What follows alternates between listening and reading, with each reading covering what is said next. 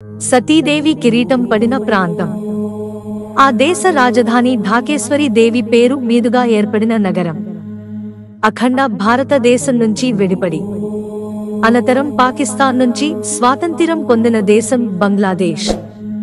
ఈ దేశ రాజధాని ఢాకాలో ఢాకేశ్వరి దేవాలయం పేరుతో ఒక ప్రధాన హిందూ దేవాలయం ఉంది. ఈ ఆలయం ఢాకేశ్వరి దేవికి అంకితం చేయబడింది. ఢాకేశ్వరి దేవి హిందువులకు ముఖ్యమైనదిగా పరిగణించబడుతుంది. ఈ ఆలయం ఢాకా నగరంలో అత్యంత ప్రముఖమైన మతపరమైన ప్రదేశం మాత్రమే కాదు, బంగ్లాదేశ్లో నివసించే హిందువులకు విశ్వాస కేంద్రంగా కూడా ఉంది. ఈ ఆలయం ఢాకా నగరం మధ్యలో ఉంది. బంగ్లాదేశ్లోని హిందువులు మతపరమైన, సాంస్కృతిక జీవితానికి ముఖ్యమైన కేంద్రంగా పరిగణించబడుతుంది. బంగ్లాదేశ్ జాతీయ దేవాలయం, బంగ్లాదేశ్ జాతీయ ఆలయంగా ఢకేశ్వరి ఆలయానికి గౌరవం ఉంది.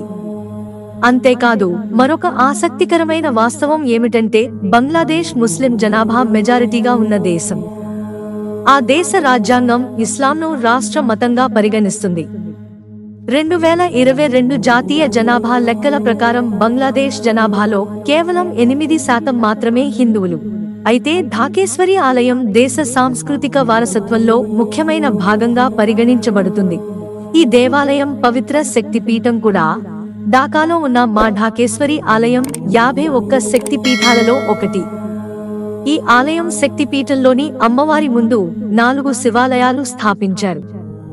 నవరాత్రుల సమయంలో అన్ని మతాల వారు భక్తి శ్రద్ధలతో ఇక్కడకు చేరుకుంటారు. ఢాకేశ్వరి పేరు మీదుగా ఈ నగరానికి ఢాకా అనే పేరు వచ్చిందని చెబుతారు. సతీదేవి కిరీటం ఈ ప్రదేశంలో పడిందని నమ్ముతారు. ఈ శక్తిపీఠాన్ని 12వ శతాబ్దంలో సేన వంశ పాలకుడు నిర్మించాడు. ఆలయ ప్రాంగణంలో అమ్మవారు బంగారు రూపంలో కొలువై ఉన్నారు. ఈ ఆలయం బెంగాలీ వాస్తుశిల్పానికి అద్భుతమైన ఉదాహరణగా పరిగణించబడుతుంది.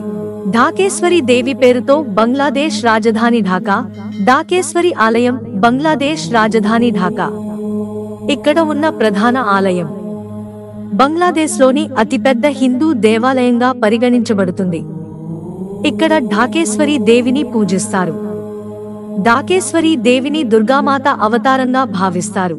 ఇక్కడి హిందువులు ఢాకేశ్వరి దేవిని ఢాకా ప్రధాన దేవతగా భావిస్తారు. ఇక్కడ ఆదిశక్తిని పూజిస్తారు. బంగ్లాదేశ్ రాజధాని ఢాకా ఢాకేశ్వరి దేవి పేరుతో ఏర్పడిందని ఈ ఆలయం అత్యంత ప్రజాదరణ పొందిన నమ్మకం. ఢాకాలో ఈ ఆలయాన్ని నిర్మించడానికి ప్రత్యేక కారణం, ఈ దేవాలయం ఢాకాలో నిర్మించడం వెనుక చారిత్రాత్మకత మాత్రమే కాదు, ఒక పురాణ కథ ఉంది. పురాణాల ప్రకారం సతీమాత ఆది శక్తి స్వరూపం.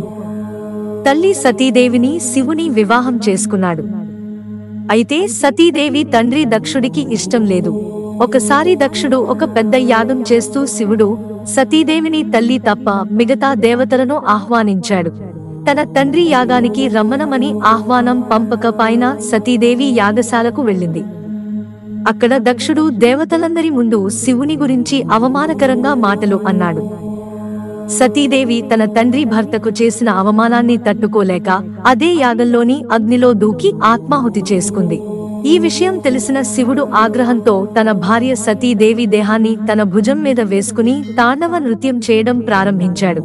అప్పుడు శివుని కోపాన్ని చల్లార్చడానికి విష్ణువు తన సుదర్శన చక్రంతో సతీదేవి శరీరాన్ని ముక్కలుగా చేశాడు. సతీ శరీర భాగాలు పడిన ప్రాంతాలన్నీ శక్తిపీఠాలుగా మారాయి. ఢాకాలో సతీ కిరీటంలోని రత్నం పడిపోయిందని, అందుకే ఈ ఆలయం ఇక్కడ నిర్మించబడిందని నమ్ముతారు. మిత్రులారా, ఛానల్ సబ్స్క్రైబ్ చేసుకోవడం మర్చిపోకండి. ధన్యవాదాలు.